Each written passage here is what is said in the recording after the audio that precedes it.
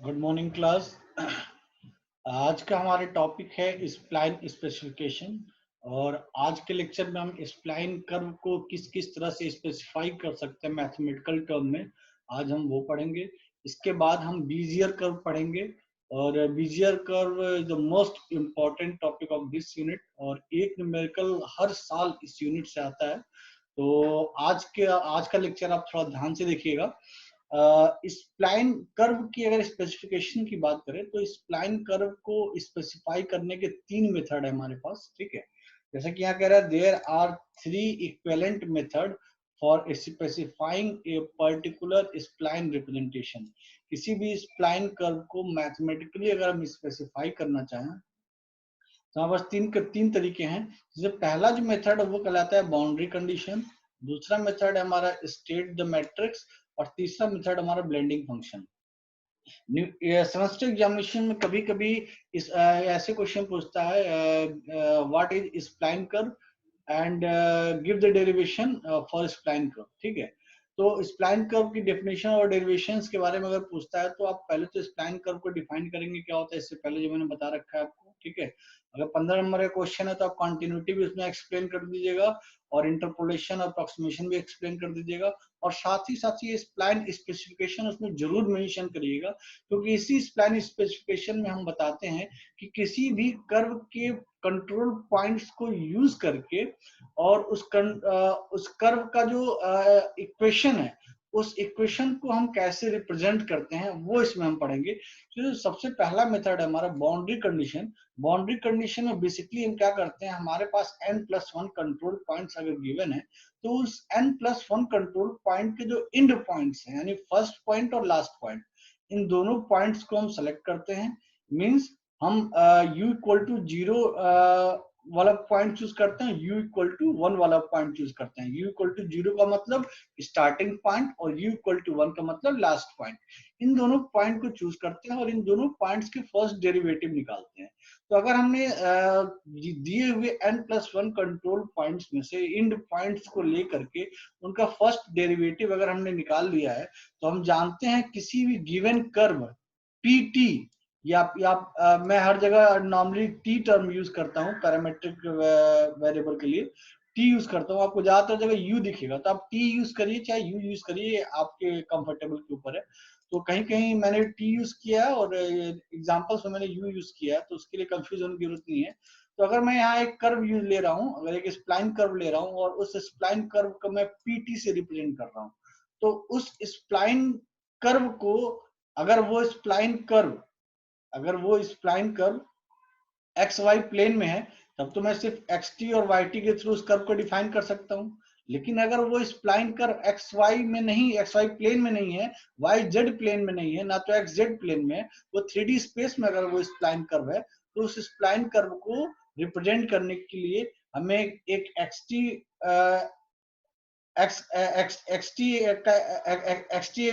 Equation लेना होगा, Y T equation लेना होगा, और एक जेड टी इक्वेशन लेना होगा। और ये तीनों इक्वेशन पैरामीटर टी पे बेस्ड होंगे, यानी एक्स डायरेक्शन में अगर मैं कर्व को रिप्रेजेंट करना चाहूं तो उस रिप्रेजेंटेशन के लिए जो मैं पैरामीटर यूज करूंगा वो टी होगा। वाई डायरेक्शन में कर्व को मैं रिप्रेजेंट करना चाहूँ तो जो पैरामीटर होगा वो टी होगा। जेड डायरेक्शन में मैं कर्व को रिप्रेजेंट करना चाहूँ जो पैरामीटर होगा वो टी होगा। तो चूंकि अभी जो हमारा कर्व है वो 3D स्पेस में है, ठीक है, इसीलिए हम यहाँ पे उस कर्व PT को रिप्रेजेंट कर रहे हैं X T, Y T and Z T. तो एक्स टी, वाई टी और जेड टी क्या होंगे, एक्स टी इक्वल टू होगा हमारा axt³ plus bxt² plus cxt plus dx। Same Y T और जेड टी भी होंगे। तो किसी भी इन तीनों एक्सप्रेशंस के थ्रू, ठीक है, हम किसी भी कर्व के पॉइंट की वैल्यू को इवेलुएट करते हैं। यू क्या कोऑर्डिनेट्स पॉइंट की वैल्यू को इवेलुएट करते हैं। तो एक्स, वाई और जेड पॉइंट अगर हमें पता होंगे तो हम 3D स्पेस में उस कर्व के पाथ के जो पॉइंट्स है उन पॉइंट्स को हम कैलकुलेट कर सकते हैं। अभी आप कहेंगे सब पॉइंट तो ऑलरेडी गिवन होते हैं। बेटा जो पॉइंट गिवन होते हैं हमें कर्व हमेशा उस पॉइंट से लेके नहीं जाना होता है। अगर हम अप्रोक्सीमेशन मेथड को फॉलो करें तो आपने अप्रोक्सीमेशन में देखा होगा, मैंने बताया था कि अगर हमारे पास 10 कंट्रोल पॉइंट्स हैं तो उन 10 कंट्रोल पॉइंट में से हो सकता हो किन्हीं 4 पॉइंट से होता हुआ वो कर्व होके जाए और किन्हीं 6 पॉइंट के आसपास वो कर्व रहेगा। मतलब कहने का अर्थ यह है कि जब भी हम कर्व को प्लॉट करते हैं कंट्रोल पॉइंट्स को यूज करके, तो कर्व उस कंट्रोल पॉइंट के ऊपर से होके ही जाइए जरूरी नहीं है, उसके आगे पीछे भी हो सकता है। तो कर्व जो है कर्व कर्व किस पाथ से होके जाएगा, उस पाथ को फॉलो करने के लिए हमें कुछ पॉइंट्स कैलकुलेट करने होते हैं। उन्हीं पॉइंट्स को कैलकुलेट करने के लिए हम एक्स कोऑर्डिनेट, वाई कोऑर्डिनेट और जेड कोऑर्डिनेट की वैल्यू इवेलुएट करते हैं। तो अगर मैं बाउंड्री कंडीशन के थ्रू अगर इवेलुएट करना चाहूँ इन पॉइंट्स को, तो अगर मैं स्टार्ट पॉइंट और एंड पॉइंट ले लूँ, उनके फर्स्ट डेरिवेटिव निकाल लूँ, तो इस x वाले इक्वेशन में आप देखिए जो कांस्टेंट यूज हो रहे हैं ax, bx, cx और dx, इनकी हम वैल्यू इजिली फाइंड आउट कर पाएंगे। जैसे यहाँ देखिए बाउंड्री कंडीशंस में कह रहा है, बाउंड्री कंडीशन में हमें on the end points coordinate लेने होते हैं x0 and x1। x0 and x1 का मतलब क्या है, xt और t स्टार्टिंग पॉइंट के लिए t होगा 0 और एंड पॉइंट के लिए t होगा 1। इसलिए यहाँ पे देखिए xt की जगह इसने x0 यूज किया फर्स्ट पॉइंट के लिए और xt यूज किया एंड पॉइंट के लिए। And on the parametric first derivative at the end point x-0 and x-1। और इसके जो दोनों एंड पॉइंट्स हैं, उन दोनों एंड पॉइंट्स के फर्स्ट डेरिवेटिव हम निकाल लेते हैं। अगर हम ऐसा कर लेते हैं तो हमें ये जो कांस्टेंट है ax, bx, cx, dx और y एक्सप्रेशन के लिए ay, by, cy, dy और z एक्सप्रेशन के लिए az, bz, cz and dz, इसको हम इजिली कैलकुलेट कर सकते हैं। तो अगर हमारे पास ये सारे कांस्टेंट अगर हम कैलकुलेट कर लेते हैं, ठीक है, t हमें पता है t 0 और 1 के बीच में ही होगा, तो हम इस एक्सप्रेशन को यूज करके उस कर्व के सारे पॉइंट्स को फाइंड आउट कर सकते हैं। सपोज कर लिए ax पता है, bx पता है, cx पता है, dx पता है। t की वैल्यू आप जानते हैं 0 से लेकर 1 के बीच में होगी। एक बार t की वैल्यू आप 0 ले लीजिए, एक बार t की वैल्यू 0.2 ले लीजिए, एक बार t की वैल्यू 0.4 ले लीजिए, एक बार t की वैल्यू 0.6 ले लीजिए, एक बार t की वैल्यू 0.8 ले लीजिए, एक बार t की वैल्यू 1 ले लीजिए। इस तरह से t की डिफरेंट डिफरेंट वैल्यू पे आपको x की डिफरेंट डिफरेंट वैल्यूज मिल जाएंगी, y की डिफरेंट डिफरेंट वैल्यूज मिल जाएंगी और z की डिफरेंट डिफरेंट वैल्यूज मिल जाएंगी। अब आप उन वैल्यूज, वो जो x, y, z की डिफरेंट डिफरेंट वैल्यूज मिली, ये वो वैल्यूज हैं जिनसे होके कर्व जाएगा। ठीक है, यानी गिवन कंट्रोल पॉइंट्स के कोऑर्डिनेट को यूज करके और इस एक्सप्रेशन को यूज करके आपका कर्व जो है किस पाथ को फॉलो करेगा, उस पाथ के कोऑर्डिनेट्स आप इस तरह से फाइंड आउट करेंगे। तो ये जो कर्व कर्व जो हमारा पीटी गिवन है, इस कर्व के जो इक्वेशन है एक्स, वाई और जेड, इसको हमने कुछ इस तरह से रिप्रेजेंट किया है। तो अगर इसको मैं मैट्रिक्स फॉर्म में लिखूं, तो आप देखिए पीटी कर्व को मैं मैट्रिक्स फॉर्म में अगर लिखूं, तो ये मैट्रिक्स फॉर्म एक 1x4 का एक मैट्रिक्स होगा और 4x4 का एक मैट्रिक्स होगा। अगर इन दोनों मैट्रिक्स को मल्टीप्लाई करें तो देखिए आपको ये वाला क्वेश्चन मिलेगा, axt cube bxt square cxt plus dx ayt cube byt square plus cyt plus dy, कुछ ऐसा एक्सप्रेशन मिलेगा अगर आप इन दोनों मैट्रिक्स को मल्टीप्लाई करें। तो जो t वाला मैट्रिक्स इसको मैं कैपिटल T लिख सकता हूँ, और जो कांस्टेंट वाला मैट्रिक्स है 4x3 का मैट्रिक्स, इसको मैं C लिख सकता हूँ कांस्टेंट। ठीक है, तो ओवरऑल कर्व को रिप्रेजेंट करने के लिए जो मैं मैट्रिक्स रिप्रेजेंटेशन यूज करूंगा वो T इंटू C के फॉर्म में होगा। यहाँ देखिए कर्व पीटी को रिप्रेजेंट किया है टी इंटू सी से, जहाँ पे सी क्या है, कोफिशिएंट मैट्रिक्स है, और टी क्या है, रो मैट्रिक्स है, जो कि पावर ऑफ पैरामीटर टी का मैट्रिक्स है। ठीक है, अब इसी मैट्रिक्स जो हमने यहाँ इवेलुएट किया अभी बाउंड्री कंडीशन मेथड के थ्रू, बाउंड्री कंडीशन मेथड के थ्रू जो हमने मैट्रिक्स इवेलुएट किया, ठीक है, अब इसी मैट्रिक्स को फर्दर हम और क्लासिफाई करेंगे। तो जब फर्दर और क्लासिफाई करेंगे तो उस क्लास, अभी तो हम स्प्लाइन कर्व को इस मैट्रिक्स के थ्रू देखिए हम रिप्रेजेंट कर पा रहे हैं, स्पेसिफाई कर दिया हमने इस मैट्रिक्स के थ्रू कि स्प्लाइन कर्व क्या होगा। लेकिन अगर इसी रिप्रेजेंटेशन को मैं और क्लासिफाई करूं और डेप्थ में जाऊं, इसको और एक्सप्लोर करूं अगर, तो मैं कुछ और फॉर्म में रिप्रेजेंट कर सकता हूँ उस स्प्लाइन कर्व को। उस स्प्लाइन कर्व को मैं एक और तरह से स्पेसिफाई कर सकता हूँ, इसको हम बोलते हैं स्टेट द मैट्रिक्स। जिसमें हम क्या करेंगे, हमारे जो कांस्टेंट वाला मैट्रिक्स था, ये जो कांस्टेंट मैट्रिक्स था ax, ay, az, bx, by, bz, cx, cy, dz and dx, dy, dz, इस मैट्रिक्स को हम दो पार्ट में क्लासिफाई करेंगे। जैसे कि देखिए यहाँ सी में कैपिटल सी मैट्रिक्स को इसने दो पार्ट में क्लासिफाई किया है, एम स्प्लाइन और एम ज्योमेट्रिक, ठीक है। तो एम स्प्लाइन और एम ज्योमेट्रिक ने जब क्लासिफाई किया तो एम स्प्लाइन जो है, सर अभी लेक्चर ले रहा हूँ मैं, आधे घंटे बाद कॉल करता हूँ, ठीक है। हेलो, जूम के थ्रू लेक्चर ले रहा हूँ सर ऑनलाइन, ठीक है, बात करता हूँ अभी। कौन था पापा?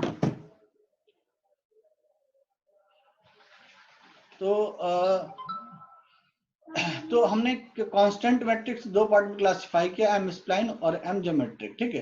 तो एम स्प्लाइन जो मैट्रिक्स होगी 4x4 की मैट्रिक्स होगी, और एम ज्योमेट्रिक जो मैट्रिक्स होगी वो आपकी कॉलम वेक्टर मैट्रिक्स होगी, जिसका ऑर्डर 4x1 का होगा। लेकिन यहाँ आपको इस फिगर में मैंने दिखाया है 4x3 का मैट्रिक्स, ठीक है। लेकिन यहाँ देखिए उसके नीचे ही just T into M spline into, यहाँ देखिए 4x1 की एक मैट्रिक्स लिखी हुई है।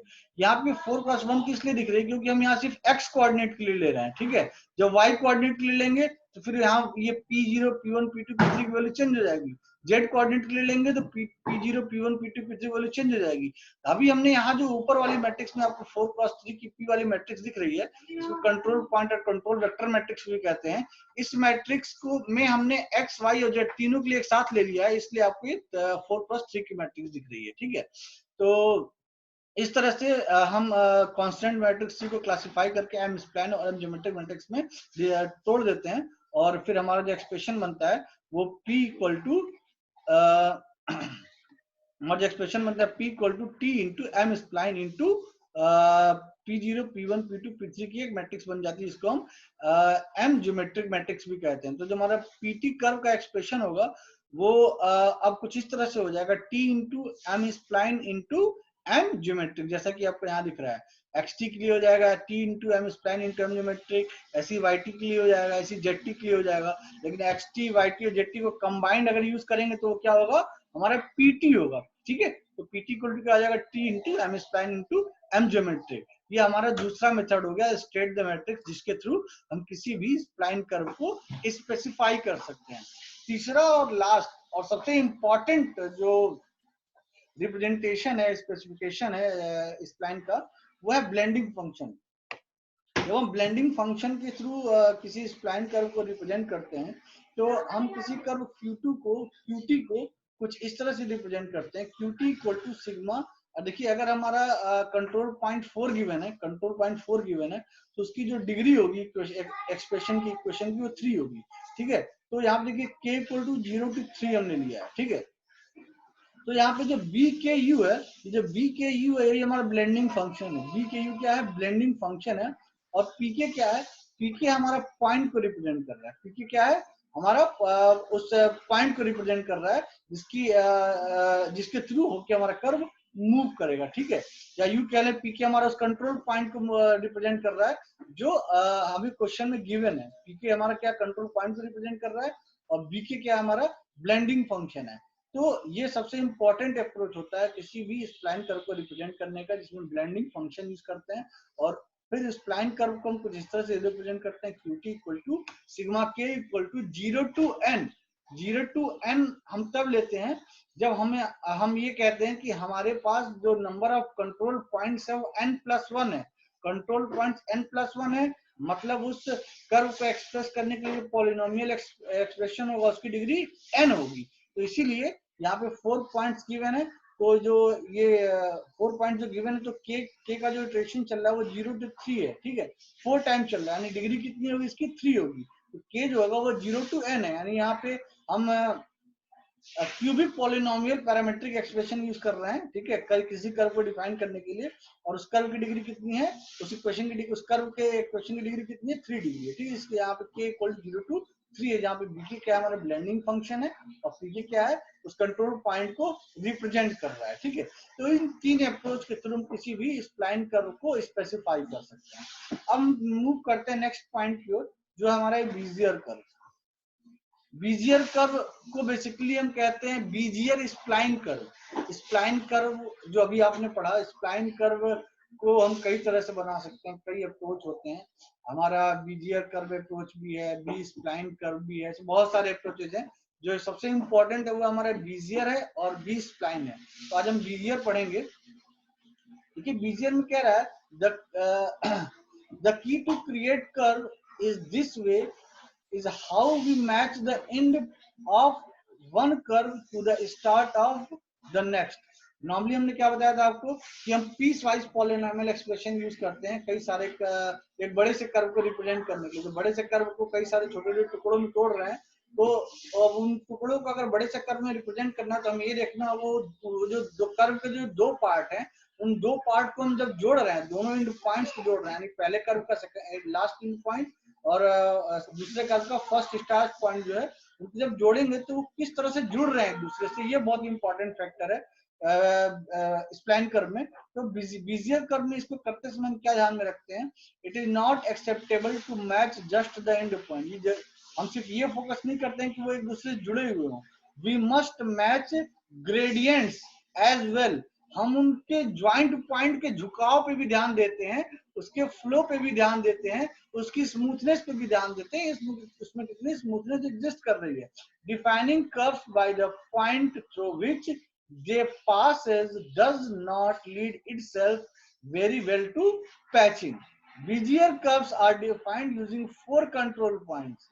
यहाँ पे चूंकि ये जनरल इक्वेशंस की बात कर रहा है, ठीक है, जिसमें हम किसी भी बीजियर कर्व को या स्प्लाइन कर्व को रिप्रेजेंट करने के लिए cubic polynomial parametric expression use करते हैं। तो क्यूबिक पॉलिनोमियल पैरामेट्रिक एक्सप्रेशन का मतलब है ऐसा एक्सप्रेशन जिसकी डिग्री 3 है, इसीलिए इसने जनरली यहाँ पे लिख दिया 4 कंट्रोल पॉइंट। इसने स्पेसिफाई कर दिया है कि हम यहाँ जो मेथड पढ़ने जा रहे हैं बीजियर कर्व का, ये 4 कंट्रोल पॉइंट्स को यूज करके लिया गया है, ठीक है, जिसको हम बोलते हैं नॉट्स।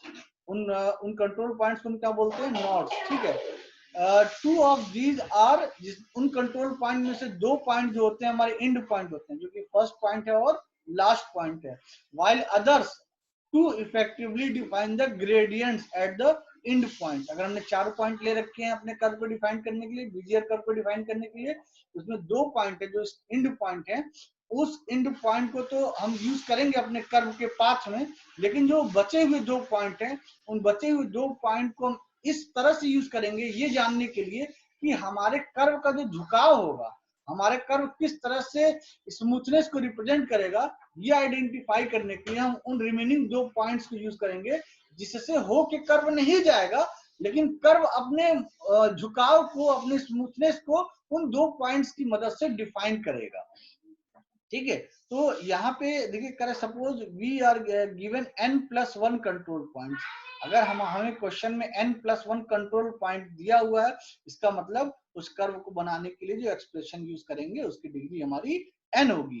तो सपोज करिए किसी कर्व को मैं pk से रिप्रेजेंट कर रहा हूँ, ठीक है, तो उस कर्व के किसी स्पेसिफिक पोजीशन के जो कोऑर्डिनेट होंगे वो होंगे xk, yk और zk, जहाँ पे k क्या है, k varying from 0 to n, के वेरी कर रहा है 0 से लेके n तक। 0 मतलब पहला पॉइंट, 1 मतलब दूसरा पॉइंट, 2 मतलब तीसरा पॉइंट, ठीक है, टोटल n+1 पॉइंट है, इसीलिए के जो है वेरी कर रहा है 0 से लेके n तक। तो अगर किसी बीजियर कर्व के लिए अगर मैं ब्लेंडिंग फंक्शन का एक्सप्रेशन लिखूं, तो ब्लेंडिंग फंक्शन का एक्सप्रेशन कुछ ऐसा होगा, जैसा भी आपने पहले स्प्लाइन रिप्रेजेंटेशन में, स्प्लाइन स्पेसिफिकेशन में ब्लेंडिंग कर्व का जो एक्सप्रेशन देखा, उसमें देखा sigma k equal to 0 to n p k b के ब्रैकेट में u, ठीक है। लेकिन यहाँ पे क्या देखिए, b की जगह एक थोड़ा सा चेंजेस है, यहाँ पे b k कॉमा n हो गया, ठीक है। तो जो बीजियर कर्व का जो जो बीजियर कर्व का ब्लेंडिंग फंक्शन का एक्सप्रेशन होता है वो कुछ ऐसा होता है, pu equal to sigma k equal to 0 to n p k into beg, मतलब बीजियर। नॉर्मली हमने स्प्लाइन के लिए सिर्फ बी यूज किया था, लेकिन अब हम जो स्प्लाइन यूज कर रहे हैं वो बीजियर स्प्लाइन है, इसलिए हम यहाँ बी की जगह बीईजेड यूज कर रहे हैं, यानी बीजियर स्प्लाइन, ठीक है। बीईजेड k कॉमा n ब्रैकेट में u, ठीक है, जहां पे u क्या है, 0 से लेके 1 तक वेरी कर रहा है। अब ये जो एक्सप्रेशन लिखा है pk into Bezier k comma n bracket में u, इसमें pk क्या है और बीजियर क्या है। pk का मतलब ये है, जैसे सपोज करिए आपके पास 4 कंट्रोल पॉइंट्स हैं, उस 4 कंट्रोल पॉइंट्स में से आप पहले पॉइंट की अगर बात करें तो उस पहले पॉइंट में अगर आप x कोऑर्डिनेट को यूज कर रहे हैं तो उस pk की जगह x0 आएगा। अगर वाई कोऑर्डिनेट के लिए कर रहे हैं तो पीके की जगह वाई 0 आएगा, ठीक है। अगर आप सेकंड पॉइंट की बात करें तो पीके की जगह एक्स कोऑर्डिनेट के लिए x1 आएगा, वाई कोऑर्डिनेट के लिए y1 आएगा, ठीक है। तो ये जो ब्लेंडिंग फंक्शन है बीजीयर के कॉमा एन ब्रैकेट में, इसका क्या मतलब है, इसको कुछ हम इस तरह से एक्सप्रेस करेंगे। बीजीयर के कॉमा एन ब्रैकेट में यू का मतलब ये है कि सी ब्रैकेट में एन कॉमा के, इसको आप कॉम्बिनेशन भी बोलते हैं, जैसे आपने परमुटेशन कॉम्बिनेशन पढ़ा होगा 12th में, तो जो सी है यहाँ पे कॉम्बिनेशन है ऑफ एन कॉमा के, ठीक है, इनटू यू के पावर के इंटू 1 माइनस यू के पावर एन माइनस के। ये इसका कंप्लीट वर्जन, किसका, ब्लेंडिंग फंक्शन ऑफ बीजियर का।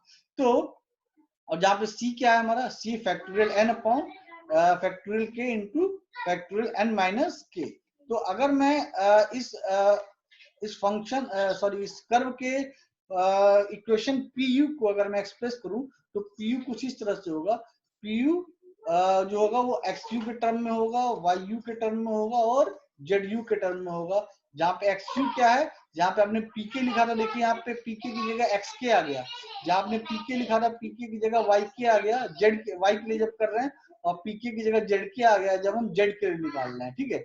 और ब्लेंडिंग फंक्शन ऑफ के कॉमा एन ऑफ यू के क्या होगा हमारा, ये होगा सी ऑफ एन कॉमा के इंटू यू के पावर के इंटू 1 माइनस यू के पावर एन माइनस के। तो इस तरह से हम इस बीजियर कर्व के एक्सप्रेशंस को यूज करके हम कर्व के पाथ को फॉलो करने वाले सारे पॉइंट्स को कैलकुलेट करते हैं by using given control points. Okay, तो यहाँ पे देखिए आपको कई सारे कर्व दिख रहे होंगे, सारे बीजियर कर्व हैं। क्योंकि ये बीजियर कर्व इसलिए कहला रहे हैं क्योंकि ये पहली बात तो स्प्लाइन कर्व है, ठीक है, इसलिए स्प्लाइन बीजियर कर्व है। और बीजियर कर्व इसलिए कहला रहे हैं क्योंकि इसकी कुछ सेट ऑफ प्रॉपर्टीज है। वो प्रॉपर्टीज क्या है, अगर कोई स्प्लाइन कर्व इन प्रॉपर्टीज को फॉलो करता है तभी वो बीजियर स्प्लाइन कर्व कहलाता है।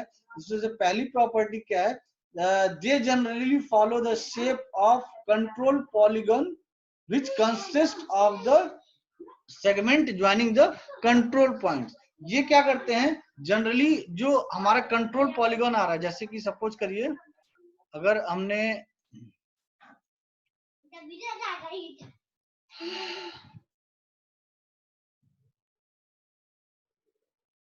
यहाँ 4 पॉइंट्स ले लिए, यहाँ पे हमने एक पॉइंट ये ले लिया, ठीक है, एक पॉइंट ये ले लिया, एक पॉइंट ये ले लिया, ठीक है, और एक पॉइंट ये ले लिया। तो जो ये हो गया मान लीजिए हमारा P0, P1, P2 और ये P3, 4 पॉइंट है। तो इस कर्व को बनाने के लिए जो एक्सप्रेशन होगा कोऑर्डिनेट क्यूबिक इक्वेशन होगा, तो कह रहा है कि कर्व जो है इस दोनों एंड पॉइंट से होके जाएगा, यानी P0 P3 पे तो कर्व रहेगा ही रहेगा। लेकिन यहाँ देखिए प्रॉपर्टीज में कह रहा है they generally follow the shape of the control polygon. तो इन 4 पॉइंट्स को यूज करके आप जो कंट्रोल पॉलीगॉन बनाएंगे वो कुछ इस तरह से होगा। ये पॉइंट मिला, ये पॉइंट मिला और ये पॉइंट मिला, ये आपका कंट्रोल पॉलीगॉन है।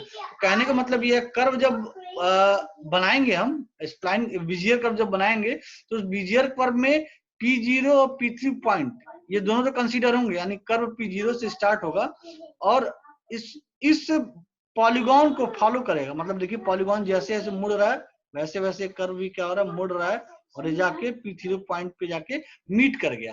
कहने का मतलब ये है कि P0 P3 पॉइंट से तो होके जाएगा, लेकिन जो बचे हुए 2 पॉइंट P1 और P2 है इनसे होके नहीं जाएगा, लेकिन इनको फॉलो जरूर करेगा। इनके आगे पीछे कहीं ना कहीं एग्जिस्ट करेगा। तो इनके आगे पीछे जहां एग्जिस्ट कर रहा है इन्हीं पॉइंट्स को हमें कैलकुलेट करना होता है। और जो एक्सप्रेशन अभी आपने पढ़ा बीजियर का, उसी एक्सप्रेशन को यूज करके हम इन पॉइंट्स के कोऑर्डिनेट्स जो है फाइंड आउट करते हैं।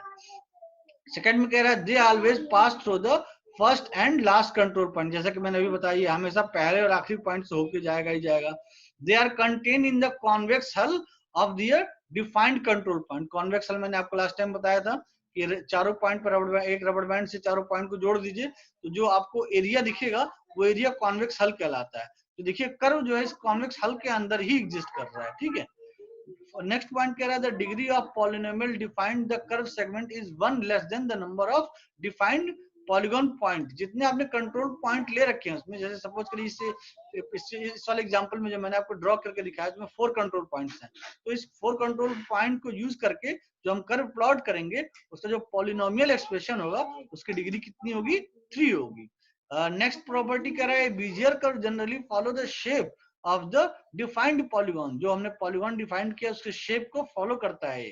The Bezier curve are tangent to their first and last edge of control polygon. जो कंट्रोल पॉलीगॉन आपने बनाया है उस कंट्रोल पॉलीगॉन के फर्स्ट और लास्ट पॉइंट के टेंजेंट की डायरेक्शन को ये फॉलो करता है। The convex hull property for a Bezier curve ensure that the polynomial smoothness follow the control point. Smoothness उसमें होनी ही चाहिए और वो स्मूथनेस हम कंट्रोल पॉइंट्स को यूज करके अचीव करते हैं। No straight line intersect a Bezier curve more time than ये उस कंट्रोल पॉइंट जो control point use control polygon बनाया है उसको इंटरसेक्ट नहीं करेगा ये, ठीक है। They are invariant under affine transformation and Bezier curve exhibit global control means moving a control point alter the। अच्छा, इसका कहने का मतलब ये है कि अगर जैसे सपोज कि हमने 4 पॉइंट लिए थे, ठीक है, पहले कर्व ऐसे जा रहा था, हमने P1 पॉइंट को उठा के सपोज करिए हमने यहाँ रख दिया, P1 पॉइंट जो है यहाँ आ गया। पहले P1 पॉइंट यहाँ पे था, ये P1 था, अब P1 पॉइंट को उठा के हमने थोड़ा ऊपर कर दिया। तो हमने इन 4 कंट्रोल पॉइंट में से सिर्फ एक कंट्रोल पॉइंट की लोकेशन चेंज की है, जिसकी वजह से पूरा का पूरा ग्राफ बदल जाएगा। ऐसा नहीं है कि ग्राफ से P1 के चेंज होने से थोड़ा सा बदलेगा, ग्राफ का पूरा शेप बदल जाएगा। देखिए अब ग्राफ जो कुछ ऐसे जाएगा, इसका पूरा पाथ ही बदल जाएगा, ग्राफ का पूरा पाथ चेंज हो जाएगा। इसके बस स्टार्ट और एंड पॉइंट बस सेम होंगे, लेकिन जो ग्राफ का पाथ होगा वो पुराने वाले पाथ से बिल्कुल डिफरेंट होगा, थोड़ा सा भी मैच नहीं करेगा अगर हम कोई भी एक कंट्रोल पॉइंट अगर हम चेंज कर देते हैं। तो ये तो हो गई हमारी सारी प्रॉपर्टीज फॉर बिजियर कर्व।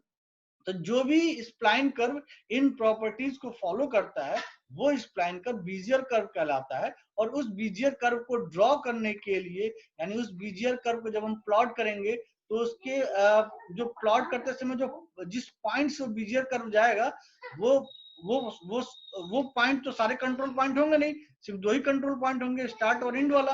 बाकी रिमेनिंग कंट्रोल पॉइंट्स को तो फॉलो करेगा ना, केवल उनके ऊपर से तो जाएगा नहीं। तो इस कर्व का जो पाथ होगा उस पाथ में एग्जिस्ट करने वाले सारे पॉइंट्स के कोऑर्डिनेट फाइंड आउट करने के लिए हम इन एक्सप्रेशंस को यूज करते हैं, जो आपको यहाँ पे दिख रहा है X C Y U and Z U. कैसे यूज करते हैं हम अभी आपको एग्जांपल में एक्सप्लेन कर देते हैं, ठीक है। Thank you.